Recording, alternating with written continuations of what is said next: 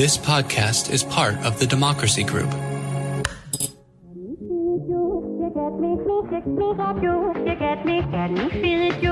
Welcome. We are talking politics and religion without killing each other. I am your host, Corey Nathan, and I am so grateful to have a place to talk with some of the most influential people in our culture. People I respect, whose work I've read, whose careers I've followed and admired. And we are talking about some of the most important subjects of our time. What I've been appreciating so much is that we're tackling the problem of talking politics and religion without killing each other. We've been hearing from some really impressive folks on how to do that. Individuals who come in goodwill and good faith. It's an honor to be a part of the Democracy Group, a network of podcasts that examines what's broken in our democracy and how we can work together to fix it. Now, before we get to our conversation today, I just want to make one more appeal, and this would really mean a lot. Go into Apple Podcast, go to Talking Politics and Religion, our profile in there, and write us a review. In Apple in particular, I think you have to scroll down if you're doing it on your phone. They bury the option of rating and reviewing like 5 or so episodes down in that list of episodes. But go in there, rate us, review us, actually write the review. It really does make a difference. So I have some good news, and that's that we found out that we're in the top 1.5% of podcasts in the entire world, according to Listen Notes, which is the main source of rating podcasts around the world. So what's holding us back from being in the top 1% is the number of reviews we have. So if you could do that, you'd really be helping our cause in a meaningful way.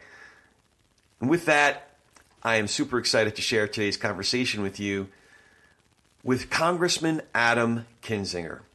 Adam Kinzinger served in the U.S. House of Representatives from 2011 to 2023, representing Illinois' 16th Congressional District. During his tenure, he served on the House Select Committee to investigate the January 6th attack on the United States Capitol, as well as the House Committee on Energy and Commerce and the House Foreign Affairs Committee. Prior to being elected to Congress, he served in the Air Force in both Operation Iraqi Freedom and Operation Enduring Freedom. He is a lieutenant colonel in the Air National Guard and a senior political commentator on CNN. Congressman Adam Kinzinger, thank you so much for joining us. You've been working really hard with the launch of the book, and I would imagine this has got to be pretty grueling. Not like fueling up other planes tens of thousands of feet in the air at 500 miles an hour, but I would imagine it's still pretty exhausting. So how are you holding up? I'm doing good, actually. So November was the really busy month. So if you'd have asked me like on November 30th, I'd say, yeah, I'm about ready to die. But I'm fine now. You know, December, I've always kind of kept a rule, even in Congress, like don't work too hard in December. Yeah. Because January's just around the corner. Yeah, I'm trying to guard those last 2 weeks of December. Yeah. I'm losing the battle for next week, but the week between Christmas and New Year's, I'm going to be pretty orthodox about. So. Yeah. I mean, like, look, it's got to take a nuclear war to get you or me to schedule anything in that, like, in-between week. That is, like, the only guarantee. You cannot. Everybody's going to want your time. Don't do it. Don't do it. From me to you, don't do it. Hold that tight. That's a great piece of advice. Somebody was asking me about doing something on the 28th or 29th, and my first thought was, like, is somebody in labor or on their deathbed? Yeah. Otherwise, like, it's a no-go.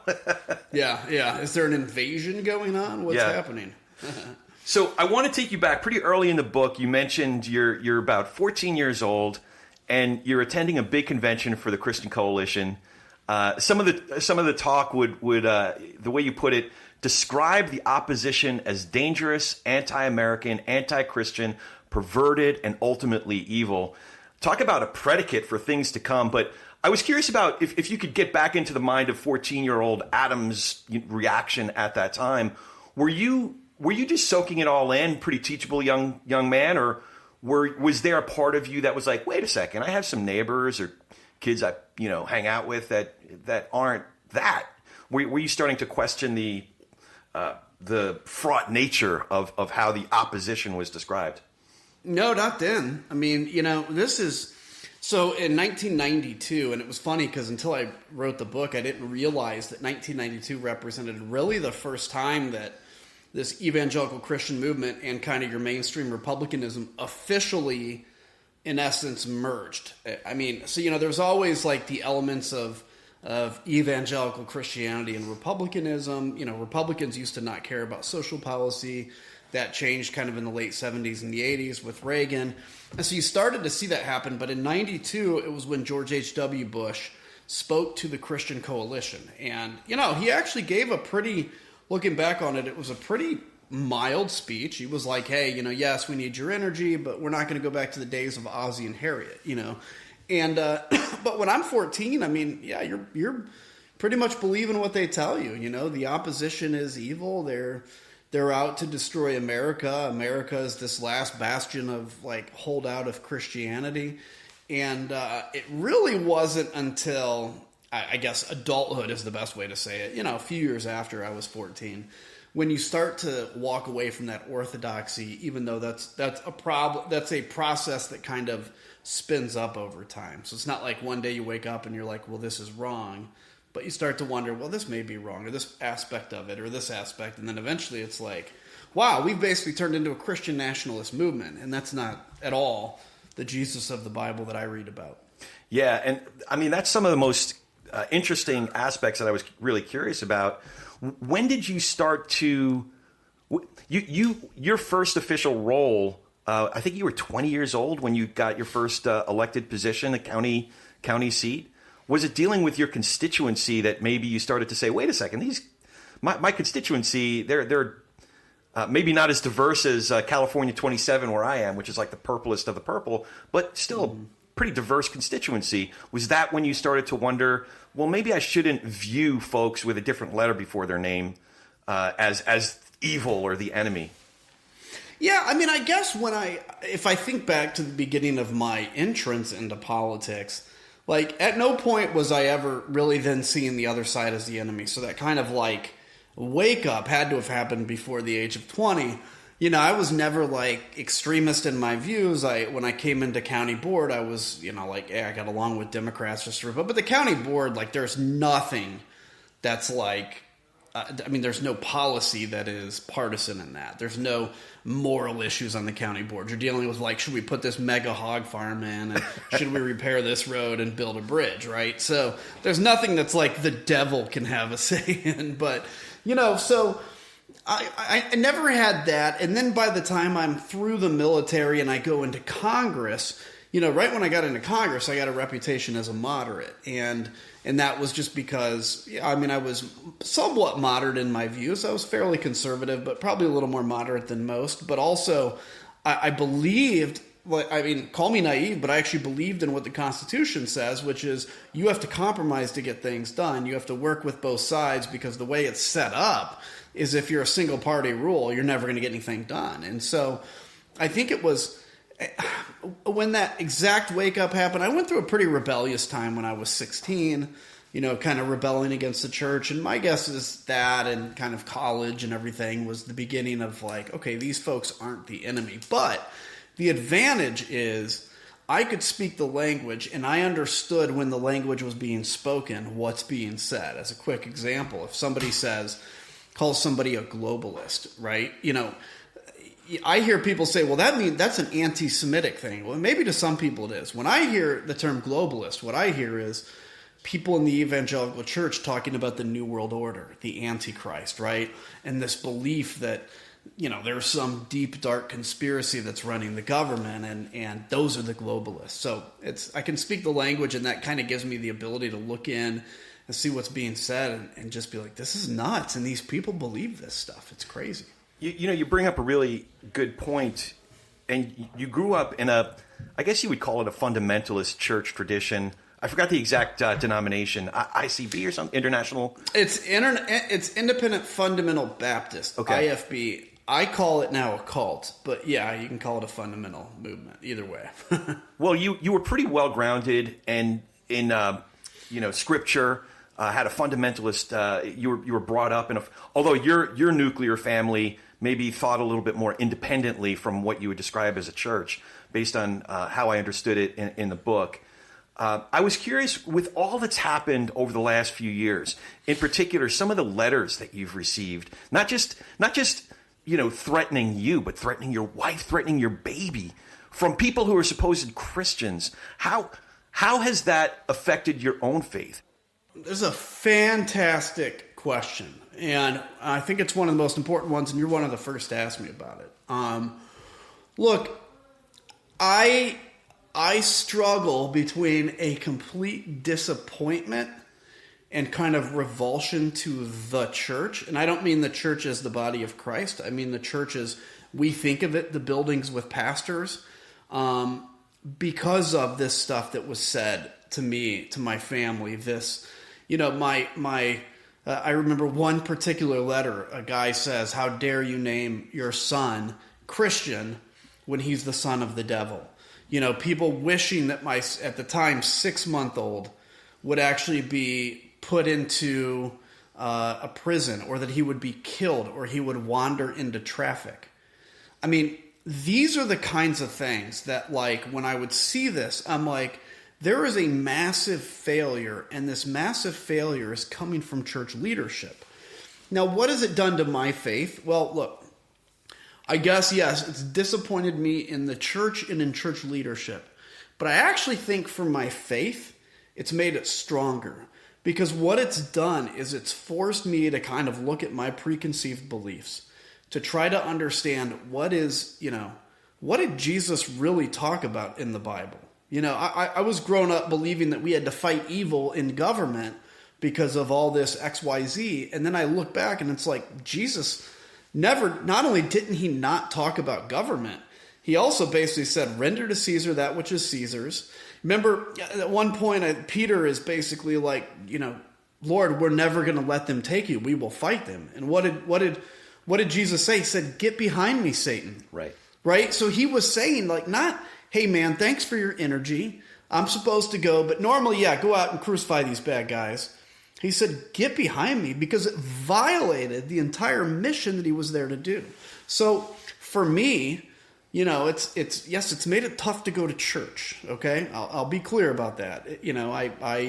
I've moved to Texas and we haven't found a church yet because my kind of PTSD is I'm going to walk into the church and people are going to be like, "Oh, you're Adam Kinzinger and you like the devil." I mean, but my faith has actually gotten stronger because I think now I've been forced to reconcile with what Jesus was actually talking about. What was he preaching? And I like that Jesus better than the other one I learned about. The one I learned where half of the country is evil. I like the one that cares about poor people. I like the one that cares about the downtrodden.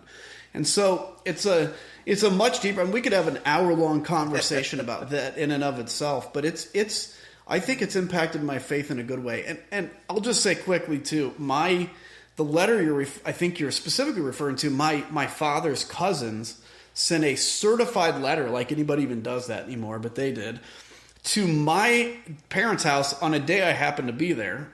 And it basically opened up with, "Oh my, what a disappointment you are to us and to God." Right. And it went on in this religious undertones. And the most interesting part is it's like, didn't you know that Donald Trump actually gave the plan of salvation on TV the other day? And it's like, wait, you mean the same Donald Trump that said he's never had to ask God for forgiveness? Have you read the plan of salvation? That's the first part. Yeah. So, I mean, it's been an interesting journey for me, but I like the Jesus now that I've come to know than the one I knew in the past. It is an interesting process having to refine one's theological foundation, one's theological moorings, if you will, when you're forced to take a look at Scripture, if it's Scripture that you portend to believe in, versus what is actually the primary of primary importance to the folks that you happen to be going to church with. And oftentimes what isn't really important doesn't line up with what you're actually reading in Scripture. So in a way, you really have to, it forces a process of discernment. I'm curious, though, how did Russ and Betty Jo respond to that letter? Oh, I mean, they were, my dad, those are my parents. My dad, I don't think has re-engaged any of them in any kind of a relationship. And I haven't either. I mean, I guess I think I would say this, although I'm not positive it's 100% true. I've forgiven them in my heart, the people that sent the letter. but I have no desire, and this isn't, part of forgiveness isn't you got to be buddies with them again or you got to reestablish that relationship. I have no desire for that relationship with those members of the family that is so toxic. Like they can come to me if they want forgiveness, that's fine. I've forgiven them. So my parents were really upset. They obviously have come around to my point of view over the last basically 12 years I've been in Congress, because we talk all the time and they're like, oh yeah, that stuff makes sense. But it's devastating, it's damaging, and on top of that, I had a co-pilot that I flew with in Iraq that sent me a text probably a year ago that said, I'm ashamed to have ever flown with you. Oh, wow. Like, yeah, and I'm like, thinking about it, that has an impact. And I'm thinking, like, you're ashamed to have flown with me because I'm telling you the truth, and it hurts you to hear the truth. Like, because these guys, you put them on CIA truth serum, they don't really believe that the election was stolen. All this is to them is a tribal tattoo, right? That they can belong to. So, yeah, there's a lot of brainworms out there at the moment. Yeah. I would imagine that you would have a great conversation with someone like David French, who shares quite a few of your experiences, including having to go to church, and confront folks that you consider dear friends. I was curious, though, your dad, Russ, he was politically engaged as well. Has there ever been a point of difference with your dad that you talked about? And if so, how did it... I would imagine it was a healthier conversation if you did discuss your differences. Yeah. I mean, look, so he... it's funny because I write in the book, so he ran for state senate and in a primary and lost to a guy who ended up almost becoming governor of Illinois as a Republican, which is very rare in Illinois. But... I joke about, one of the things we hit our opponent on was, this goes to show my Baptist background, was that he took money from the alcohol lobby. And now I laugh about that. I look at my political donations and I'm like, yeah, I took money from the alcohol lobby too, because, you're raised in that, what I call the footloose environment where obviously alcohol is wrong and drink, any kind. So that was funny. But in terms of differences, I think we probably still have a difference on things like gay marriage. My father probably would oppose legalized gay marriage, even though he's pretty moderate. But, he just can't get past that kind of religious side. For me, it's just a matter of, like, look, we are a country that is not a religion. We can be founded on Judeo-Christian principles, and that's because, Judeo-Christians were basically, generally, the ones who wrote the Constitution, and they reflected their values. But in government, both in Congress and anything else, I represent people that have very different interests than me.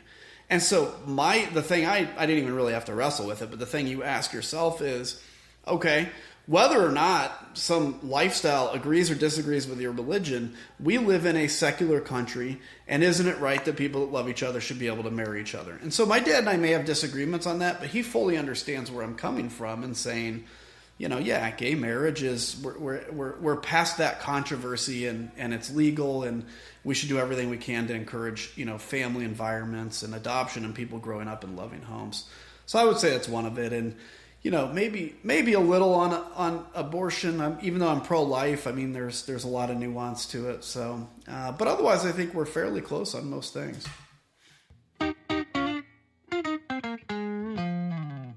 Before we move on, I wanted to tell you about something else that's important.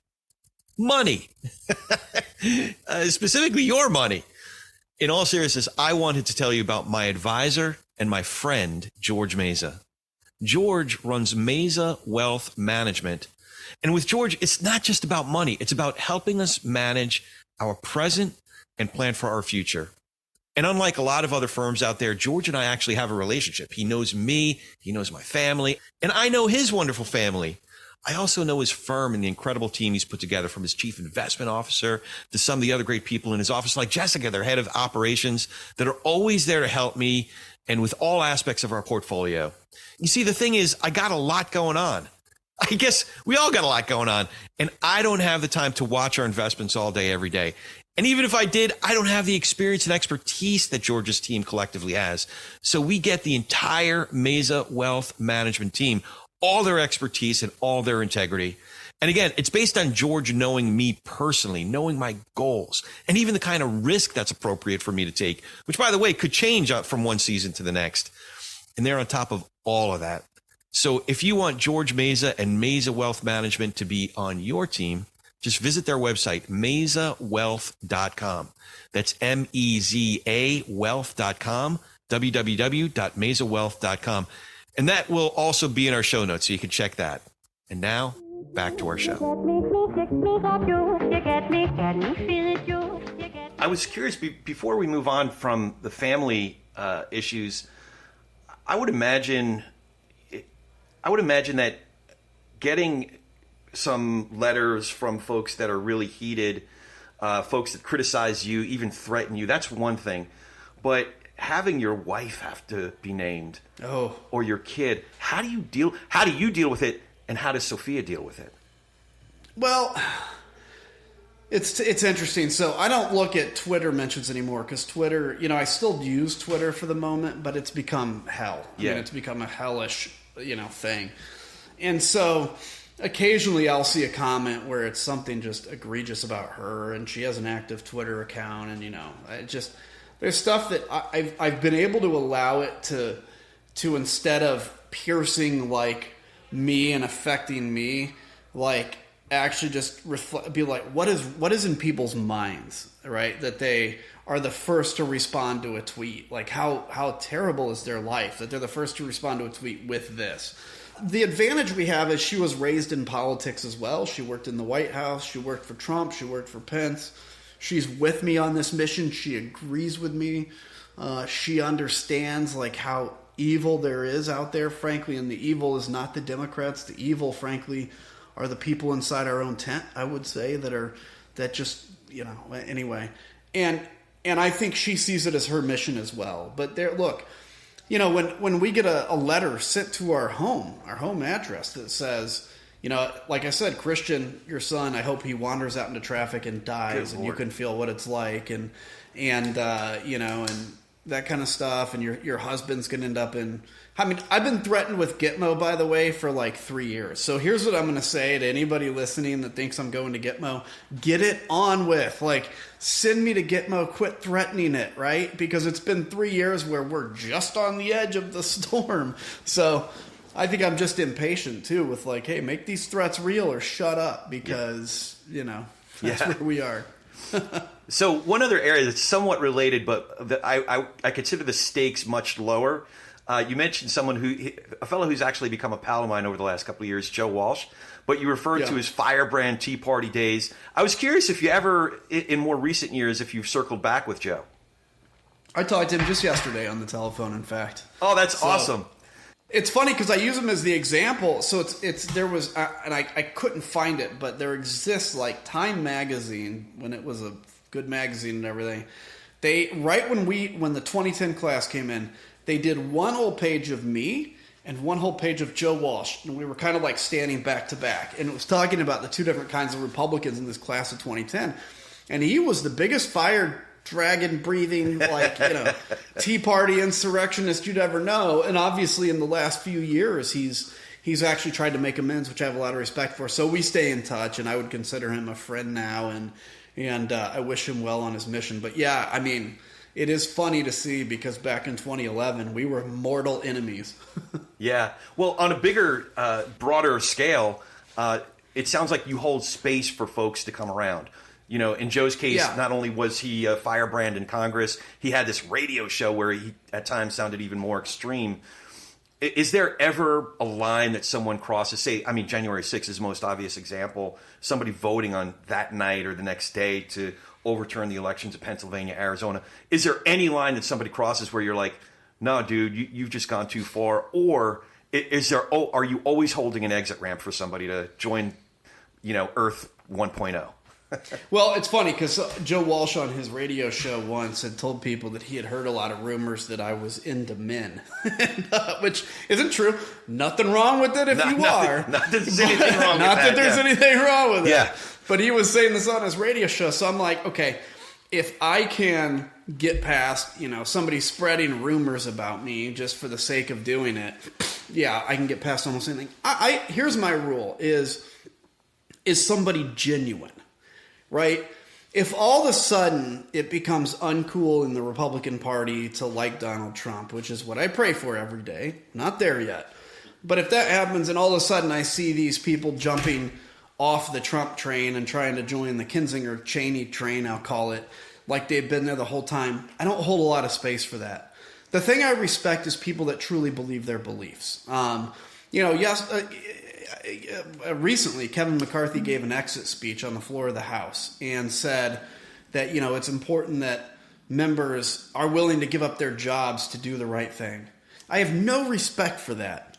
Kevin McCarthy is trying to rewrite his legacy, and his legacy is that he remade Donald Trump. He made Donald Trump, took him from the political grave and put him back in political infancy. So something like that to me is a line that I'm not going to walk me back. But if there are people that are genuinely like, look, and you don't have to come like laying out prostrate, like begging for forgiveness. We can't have that because nobody will come. I made mistakes and I talk about it in the book as well. But if we have a wake up where it's like, look, we've got to move on from Donald Trump. He was bad. He was corrosive. I welcome those folks in the tent any day because that's the only way we're going to save democracy. Yeah. No, I found the way that you described, you had a pretty conservative voting record while in Congress. In fact, when Trump was in office, I want to say it was over 90% that you voted with Trump or with the Republicans. But there were certain times when, I forgot the prism that you used, you considered your constituency, your beliefs. There was one other factor. Forgive me, I forgot it off the top of my head. But if you could describe certain times that you chose to vote against your party and what was guiding you, what was the compass that you were looking at to make those decisions? Yeah, and it was interesting. So I was probably, if you go back in time and track, and I don't have the energy, the will, or the desire to do this, but to track the number of times like Republicans spoke out against Trump, you would probably see that I was the most outspoken in the House.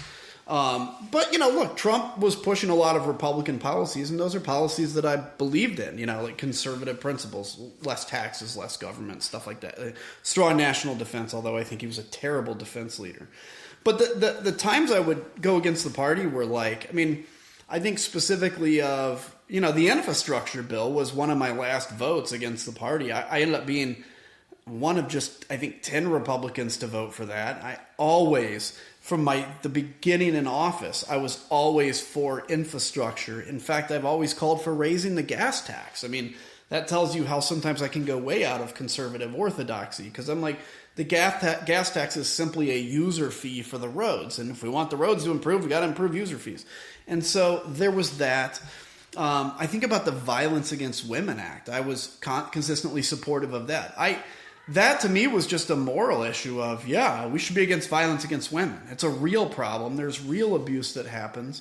And I was always surprised that I was one of only 5 or 10 Republicans to vote for that. And then lastly, I remember even in the last year, because these are the ones with the freshest memories, I voted for the CHIPS Act. This was the reinvigorating manufacturing of these chips, for electronics and stuff. And the Republicans wrote half that bill, and then I ended up being the only one to vote for it. And why? Well, because they wanted to not give Joe Biden a win. And to me, I've always I've always thought at least that I've put the country above the interests of my party. And in doing that, I look at something like violence against women, something like the CHIPS Act, something like infrastructure, and say, that's good for the country. I don't give a rat's behind what it means for a political career. And I got to tell you, the most interesting thing is, those are the things I'm most proud of. I couldn't sit here and rattle off even 3 things I voted on with the party, even though there's thousands of things, because it never stuck out. What sticks out to me is the time when I stood alone, because I think that reaffirms to me, it reaffirms to anybody that does it, that you've got what it takes and you're willing to do the right thing.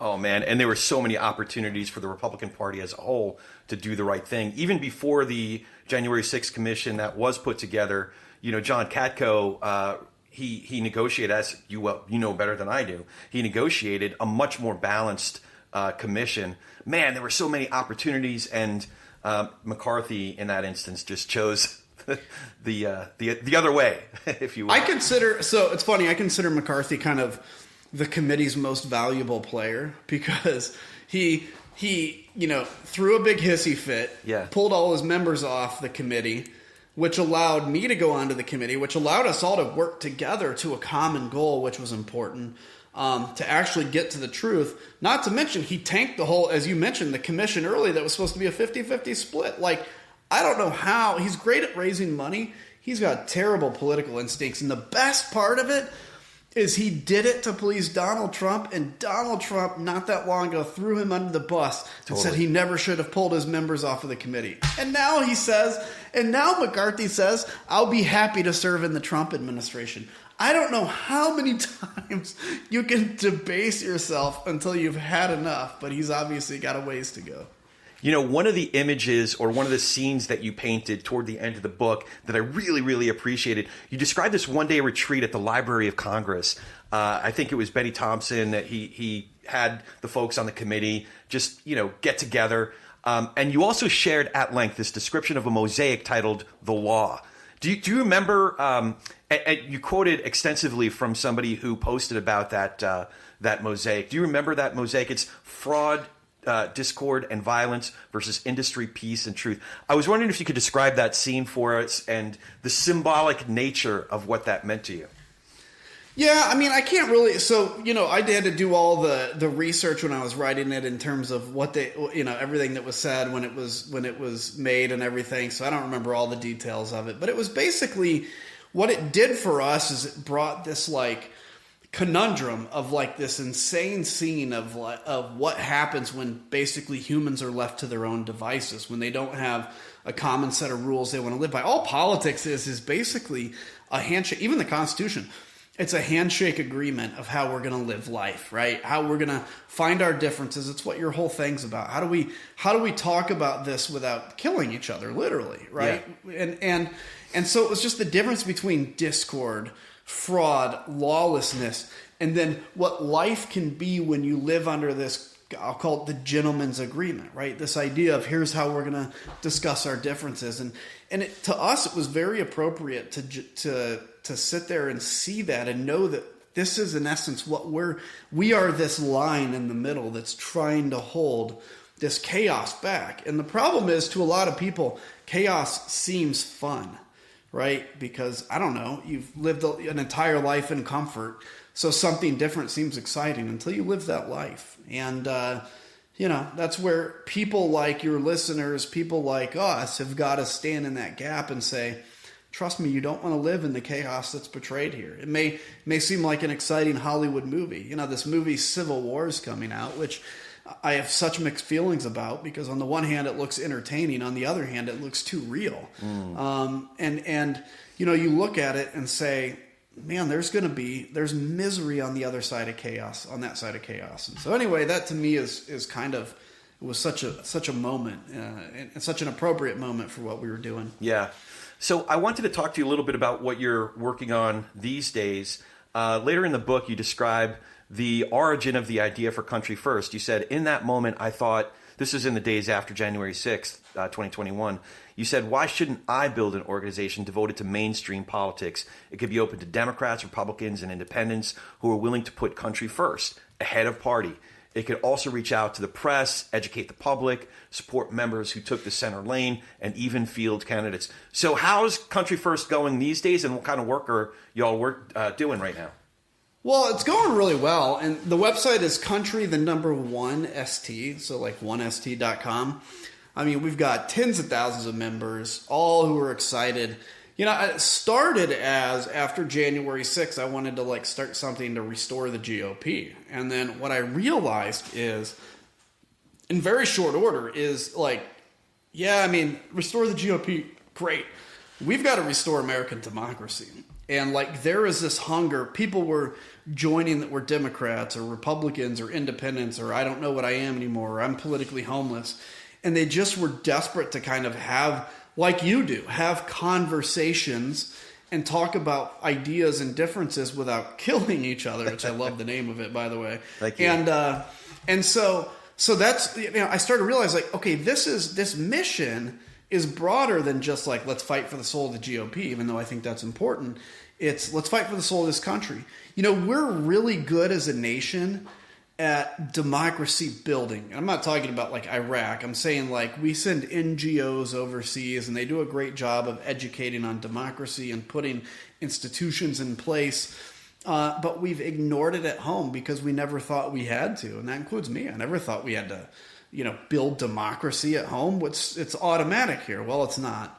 And so this organization has been to bring that together. And then on the political side of things, is to basically go after the crazies, the people that I don't care what your political views actually are. And this is the funny thing is I now have less of I'm passionate about like Israel defending itself, and I'm passionate about Ukraine, and but at the same time, I'm not sitting around issues aren't the thing that fires me up right now. What fires me up is just simply that we have the ability to do politics again, and that there is an opportunity for, that we don't destroy each other in this process, and that you really believe it. So anyway, we're just bringing people together to learn how to do democracy again. I'd encourage people to take a look, and we're going to go after crazies in the political environment that do not have the interest of the country at heart. That's the big thing politically that I'm loving to do. Yeah, and the link to the website will be in the show notes. Great. I was curious. I want to get into political weeds or legislative weeds, or you're a poli-sci guy. You even thanked I think his name was Mr. Kelly Keogh, your poli-sci high school teacher, in the acknowledgments. So you could geek out with me here a little bit. One of the things, one of the initiatives that Country First is advocating for is nonpartisan primaries and general election ranked choice voting. I like the idea in principle, but on a secondary or maybe tertiary level, someone like Yuval Levin, who came on the program a few weeks ago, disagrees with you. He still thinks that parties are a really important part of the political process. And while he agrees with the idea of ranked choice voting, he's supporting initiatives for ranked choice votings in the primaries. Could you describe for audiences maybe that aren't as much of a geek as I am, what the differences are and why you're advocating for nonpartisan primaries and general election ranked choice voting?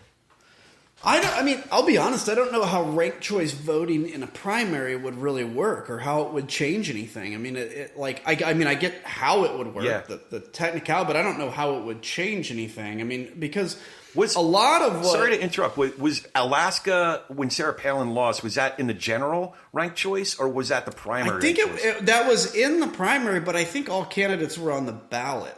Everybody could vote, right? Okay. And so that's what I'm thinking about is you can have a primary because you've got to reduce numbers ultimately, but everybody should have the ability to vote in it. Because what that forces then is a candidate, if there's two Republican candidates running, right now in the current system, the key is how do I get to 51%? Well, 51% of those that vote in a primary tend to be the most extreme, so right. I've got to go to them. If it's a ranked choice voting, now you can look to moderates and even Democrats to say, at least, vote for the Democratic candidate, but make your second choice me or second choice here. And then that is forcing people to the middle. Yes, parties are still important to an extent because we have a system that is fully built around parties. And I think parties are always going to have a role. But parties don't exist anymore. This is the key. When you and I think of parties of 20 years ago, we do think of people sitting around a room, determining where the money's going to go, determining who to support, determining policies. None of that exists anymore. Ever since Citizens United, which was a disastrous ruling, ever since the ban on soft money, which is McCain-Feingold, which I think has been disastrous as well, partially because it took a lot of that monetary power out of the committee structure, out of the party structure, and which took a lot of their ability to discipline members away. And so a party, I get people all the time well, why doesn't the Republican Party turn against Donald Trump? I'm like, okay, who? Who is the Republican Party? Is it Ronna Romney McDaniel? No, because she's subservient to where these interests are on the outside. So the parties only exist in terms of an official structure, but they don't have any power or anything anymore. And I think that's part of the chaotic moment we're in. So your prior guest, I might agree that if we could have strong parties again, maybe that would actually be a disciplinary thing, but the way everything is set up, the money exists in the billionaires that can open super PACs and just fund whoever they want for whatever reason, but are limited to what they can give to the parties. I do have a few fun questions here for you. You didn't talk as much in the book about when you fell in love with flying. You do talk about getting interested in it pretty early on and taking the Cessna back and forth from D.C. back to your home district. But when did you first develop that interest? Oh, I had to have been like 0 years old. I mean, my dad was a private pilot. He didn't fly much, actually. He basically got his pilot's license, flew for a little bit, but always, like with most people, it's expensive, and kind of had to let it lapse and decide to feed the family instead, which is nice of him to do. But he'd always had a love for flying, so we would always go to air shows. We would always talk about airplanes, and it's just like so. Every kid, has some kind of unnatural interest that they're interested in. And I think a lot of the times that kind of points the path to where they're going to go and what they're going to be. For me, I had an unnatural interest in politics. Here you go. And in flying. And I loved it. And I was able to do both. So now I have a little bit better of a plane, and I fly still, and I love it. And I tell you what, it's... if God came down and said, Adam, I want you to just get out of politics altogether and go be an airline pilot or fly cargo, I would do it in a heartbeat because I love it that much. So my brother, he has advanced degrees, multiple advanced degrees. He's been in business with me. He started out in education, and then we worked together for a few years, but then he went back into education, 2 master's degrees, I think 60 credits beyond his second master's. But at a certain point, he's a little bit older than me, just a little bit. He looks way older than me, just in case he's listening. I'm just kidding. But he went into trucking. He wanted to be what did you call it again? A necessary worker, essential. Essential worker. He wanted to be an essential worker. He also wanted something a lot more stress-free than being an administrator in education. So he's a trucker. My brother with the That's amazing. And I'll tell you the number of people I know. I knew a guy who was a successful State Farm agent that now is flying commuter airlines. And, the number of people doing that and kind of realizing, like, I don't need, either they're financially set anyway, or they're like, I don't need this big of a house to be happy, and they just do what they love. It's pretty inspiring to watch. I'm sure your brother loves it.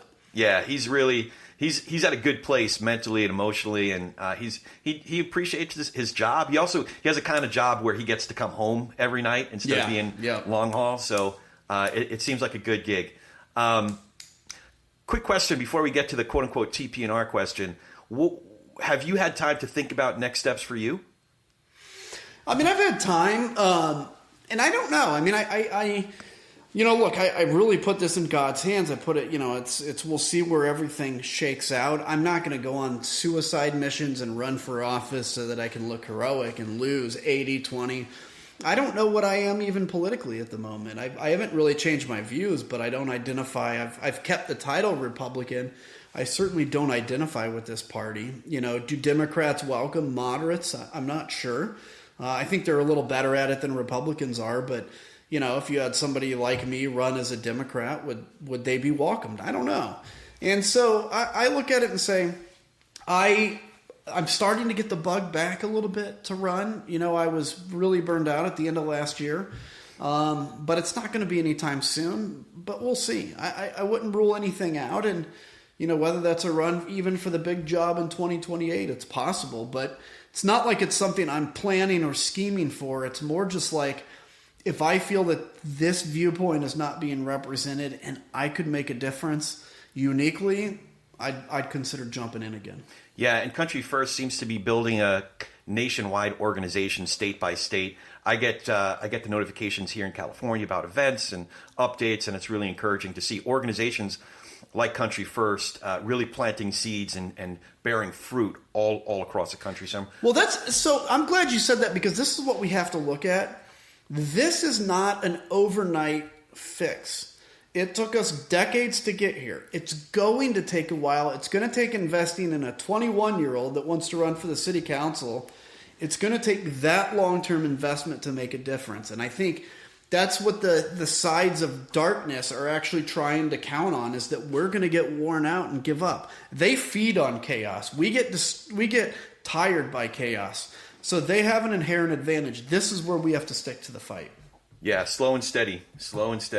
But your Country First really is an encouraging development among a number of others around the country. Braver Angels is one that comes to mind. So I want to ask you the TP&R question. And you've already been answering this, and you're already involved in the answer. But here it is. What do you think each of us can do to be able to share space with, have better conversations with, perhaps even nurture relationships with people across our differences? So people who think differently than we do, have different beliefs than we do, who get their news from different sources than we do. How can we do better at talk of politics and religion without killing each other? Or is it even possible? No, I think it's fully possible. And this is where, this to me, and in fact, when I'm out on the road and I give speeches, it's kind of what I typically wrap with, is like, everybody needs to find a friend that thinks differently than them. Now, I want to be careful and say, if somebody's like deep into conspiracy theories, you know, and they're in that like weird world, that doesn't mean that you have to go accept that and listen to that. And, you know, like, there's a difference here. But if you have kind of your traditional conservative and you're a liberal, or you're a conservative and you know somebody who's a traditional liberal, the key is when you talk to them, when you meet with them, when you get together with them, don't talk politics. Don't talk it until you get to know this person, until you get to know who they are as a human being, until you get to you see their soul. One of the things that's been amazing to me is, you know, my biggest fans now are on the left, which is something that 2 years ago I never would have imagined, right? And I realized, like, wow, people on the left actually love America.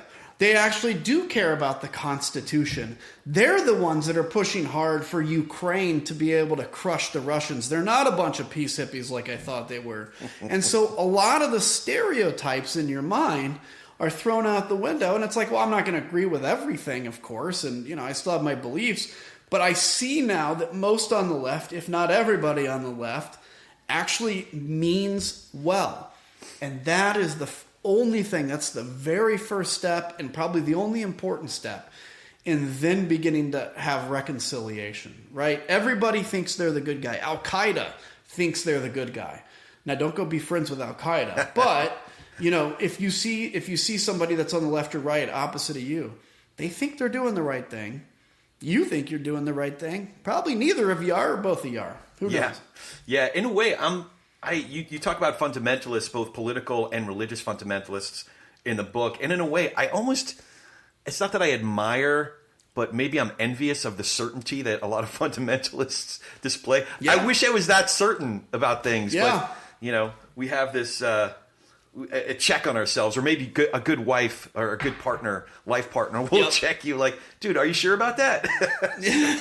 Exactly. I mean, look, I can tell you, you know, when I think back to my old religion, my old cult, like, and I consider myself now just Protestant, non-denominational, but when I think back of my old religion, it's like there is a sense of security in that, because, I mean, the plan was laid out for you, the rule book was laid out for you, and it's like there's a sense of comfort, but it also really destroys you because, man, it's a corrosive influence. It is. Last question on one piece of business. Last question is, do you have any questions for me? Yeah, I do. What actually got you into this idea of reconciliation? Where did this originate from? Like, why you when so many other people that are talking to audiences are out there trying to spin disagreements and division? Why me? Why me indeed? Well, it goes back a few decades. It goes back, I grew up in an observant Jewish family, and I became a Christian around 2000. So it was right before George W. Bush was elected. And what that means is I had to have really charged conversations about our ethnic, religious, theological background, our family, with my dad in particular. But then when I went to church pretty early on, we got into Afghanistan, we got into Iraq, and there were certain political issues, really heated political issues that were coming to bear. And I took Scripture very seriously. I was, obviously raised in a Jewish family, so I knew Torah, I knew Hebrew Bible pretty well, even Talmud.